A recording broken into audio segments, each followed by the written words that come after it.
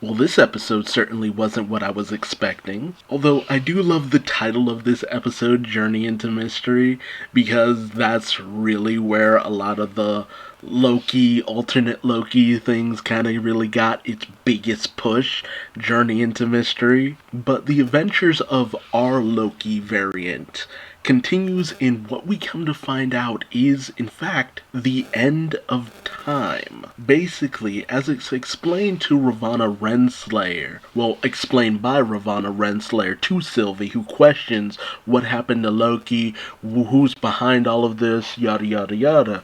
She notes to Sylvie that Loki might not be entirely destroyed. So essentially, when a whatever can't be completely disposed of by the batons, the TVA batons, they're kind of sent to the end of time where they can actually be destroyed by this being called Eliath, which just kind of devours everything in its path and just reduces it essentially to nothingness. And so that's what our four Lokis, the Loki that looks like a kid Loki, classic Loki, and boastful Loki, as we find out the big black Loki with the hammer actually is. We never actually find out if that's an actual Mjolnir, and if so, how he's able to wield said Mjolnir. But they're basically like, come with us if you want to live. Of course, our Loki can't really get it together because he wants answers as to what exactly is going on. He's given as much in the form of answers as he possibly can, but it's really fun because Classic Loki really has our Loki's number, and knowing that Classic Loki wants to come up with a plan, a scheme, a scam, in order to get out of all of this. And he's just like, you can't scheme your way out of this, Loki. Eliath's death, come with us if you want to live. So they get to this kind of bunker that they have set up with provision supplies and all that. Alligator Loki is also pretty fun because he's a little vicious bastard. We come to find out the history of all these various different Lokis, where we find out Alligator Loki had apparently been taken in by the TVA because he ate the wrong cat or something? I'm not really sure. I feel like I misheard his backstory or something along those lines. The boastful Loki is honestly the biggest liar amongst the group for the most part, because he goes on to say, oh, he took down Captain America and Iron Man and blah blah blah, and it's just like, the other Lokis are just like, he's lying, he's full of shit, especially Alligator Loki. It's just like, yeah, he's lying up a storm. Apparently, Kid Loki ended up killing his Thor, but we never find out what the whole situation behind that was. It's just the fact that Classic Loki tells our Loki to treat Kid Loki with respect because he's the one of the few Lokis who actually did what he set out to do. But the thing about Kid Loki, as you go along, he seems kind of remorseful about what he did, and I wouldn't be surprised if his killing of Thor was actually more of an accident, if anything else. And when it comes to Classic Loki, Classic Loki is the one who interests me the most, because his tale is actually a lot more fascinating. He's a Loki who actually played more into magic rather than dagger play. So his magic apparently was a little bit stronger than most other Lokis. Strong enough that he was actually able to trick Thanos. So when he got to that moment where Thanos snaps Loki's neck during Infinity War, it was actually an illusion. Loki had actually disguised himself as a bit of debris, managed to get away when the ship was destroyed. He floated around the cosmos and just decided to live out the rest of his life in exile, because he felt that no matter where he went, death and destruction always followed, and Classic Loki got fed up with it, lived his own life, did his own thing for the longest time. But after a while he kind of got bored, just wanted to see if anyone actually missed him, if his brother even missed him. So the moment he got ready to head out and see his brother, he got picked up by the TVA. So that's wild too. It's just like, could Classic Loki have possibly even been our Loki, the original Loki, who we thought died at the end of Endgame? That raises so many questions, and it feels like such a fan theory, like so many people thought that Loki had disguised himself, that the Loki that was killed in Infinity War wasn't the real Loki, or something along those lines, that it was all an illusion. And it really plays into that fan theory, and I love that. It's so good. But our Loki, he's not fine with just waiting it out, just hiding as much as he can to survive. No, he wants to go out, get back to the TVA, get back to Sylvie, finish the mission, find out who's behind all of this, but he has no real way of doing it. But as soon as he gets ready to just head out and figure something out,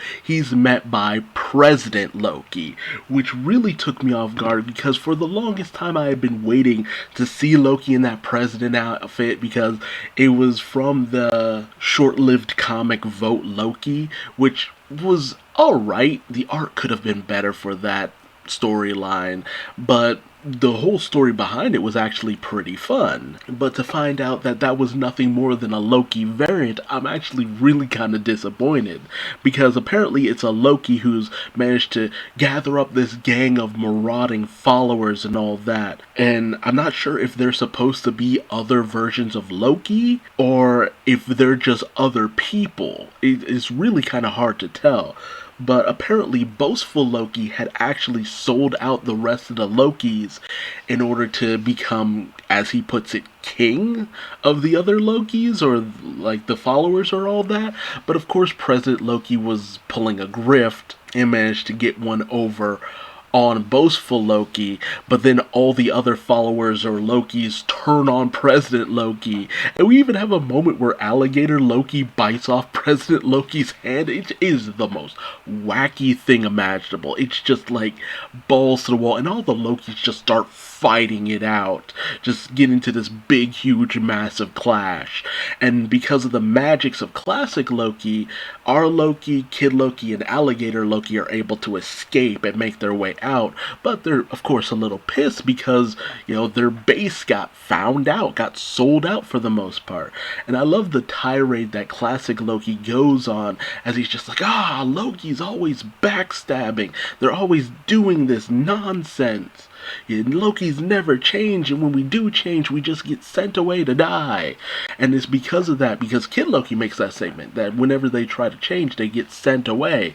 It makes me wonder if Kid Loki wasn't trying to kill his Thor, that maybe there was something deeper behind it. Meanwhile, with Sylvie and Ravonna Renslayer, Sylvie's trying to get information from Ravonna about how to get to Loki at the end of time, because there's nothing really to lock onto so that they can get to Loki. As it's the end of time, it's very much like the ultimate apocalypse event. There's nothing to detect there. So she's forcing Ravonna to have Miss Minutes give her files on the end of time and all that. But after a certain point, when Ravonna brings up a kind of ship that could bring them to the end of the time, it starts to become very obvious that Ravonna is lying. There is no ship to bring them that far. In fact, she was only stalling until her guards got there. Because Ravonna had been playing into this idea that, oh, I didn't know the Timekeepers were a lie either. I want revenge just as much as you. I want to find out the truth as well. But apparently she had been playing Sylvie, at least to a certain extent, as Sylvie has to duck and dodge the guards, and during a bit of a standoff, Sylvie ends up just pruning herself, because she still has Ravonna's TemPad, if nothing else. So it's actually a pretty good plan. If where she's going to end up is the same place as our Loki, then it stands to reason that with the TemPad she might be able to get back, if nothing else. So Sylvie ends up at the end of time, and unfortunately ends up right before Eliath, and she's desperately trying to escape and get away from him.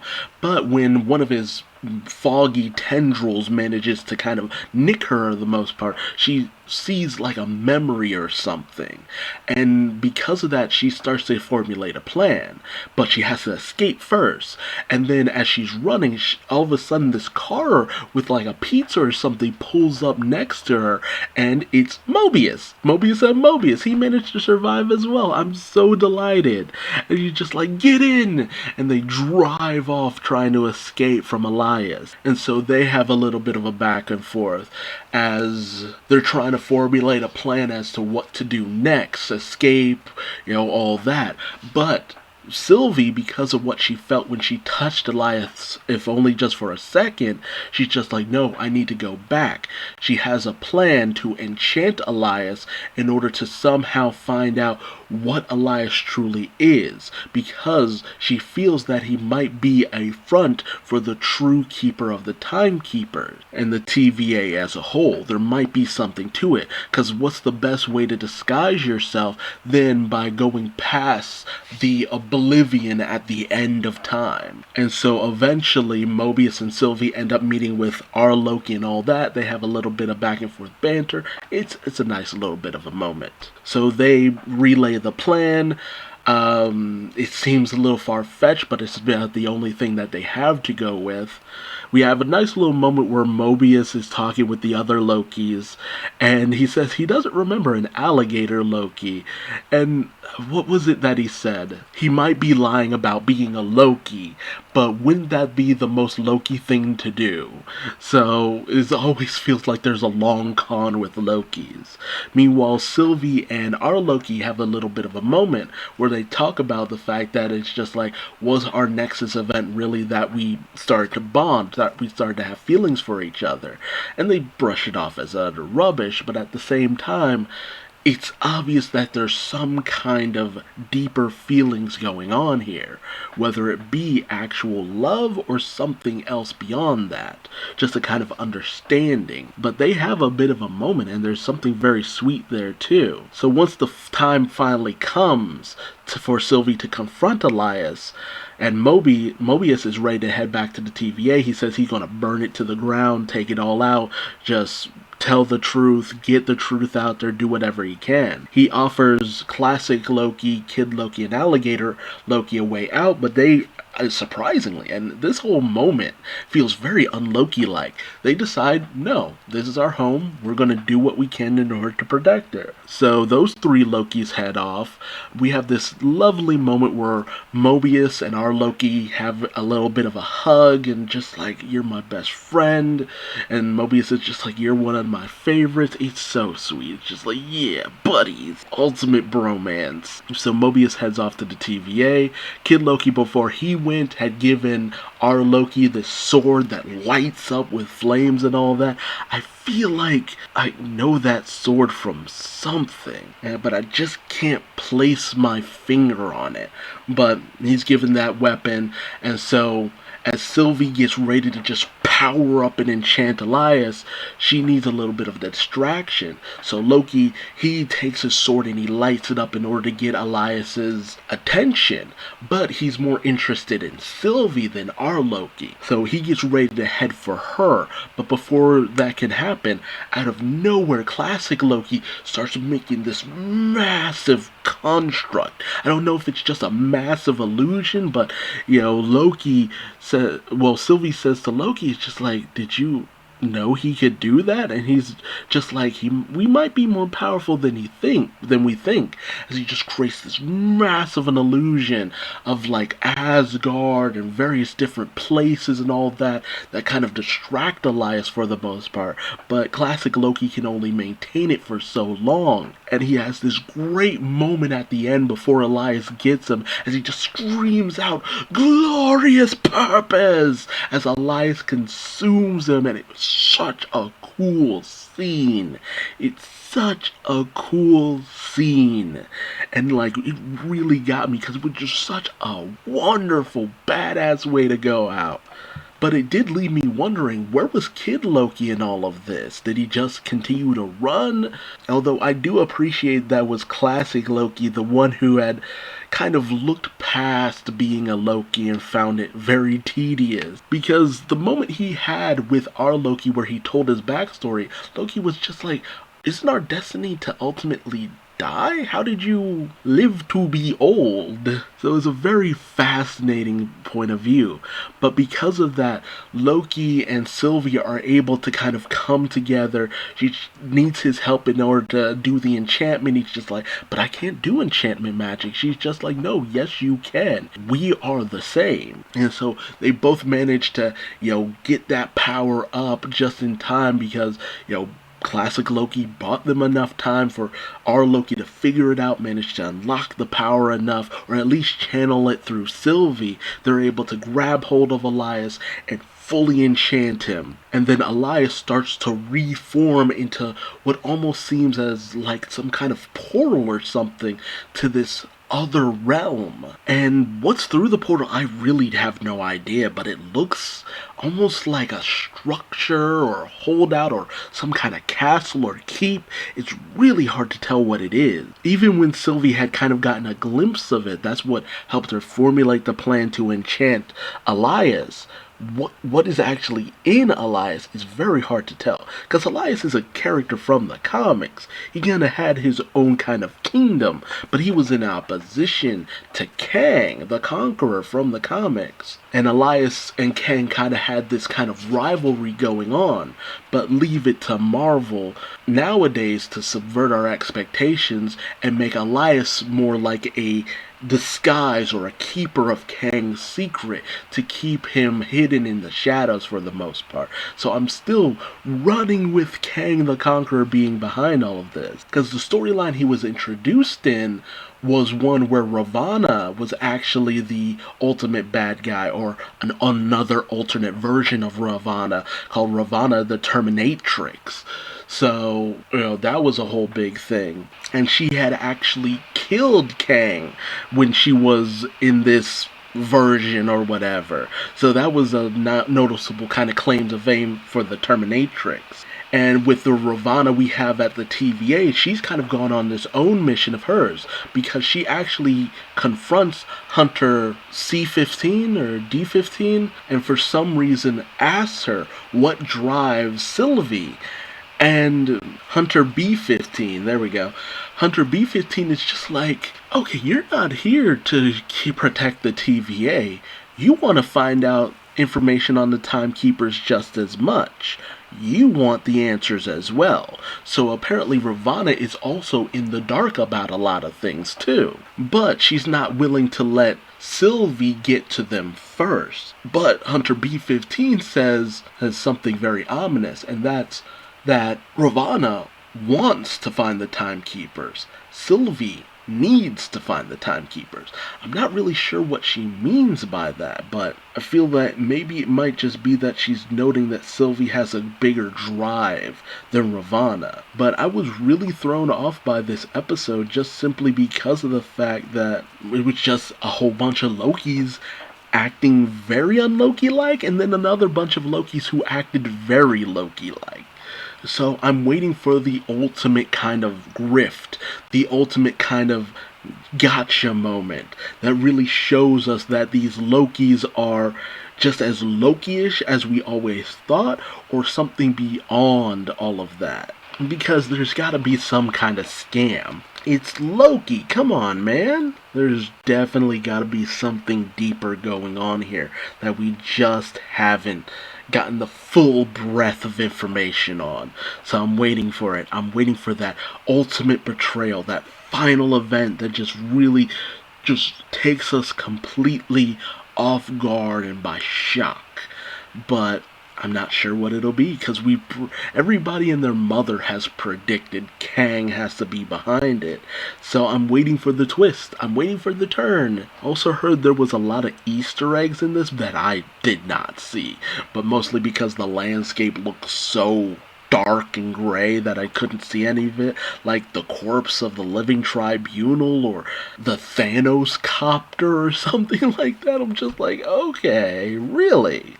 I didn't see any of that, but I'm sure I'll find a video that points it all out to my blind ass. But tell me your thoughts in the comment section below. Do you think I might be on the money that there's ultimately going to be some kind of betrayal at the end?